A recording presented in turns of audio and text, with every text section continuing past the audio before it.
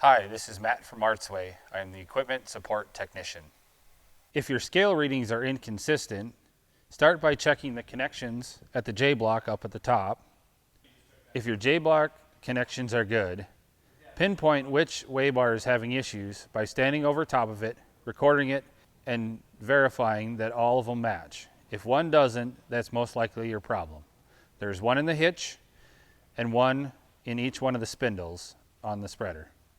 Once you identify which Weighbar is having an issue, depending on the value, if it's negative, it's probably upside down. If it's positive or a very small value, check the wiring all the way back to it.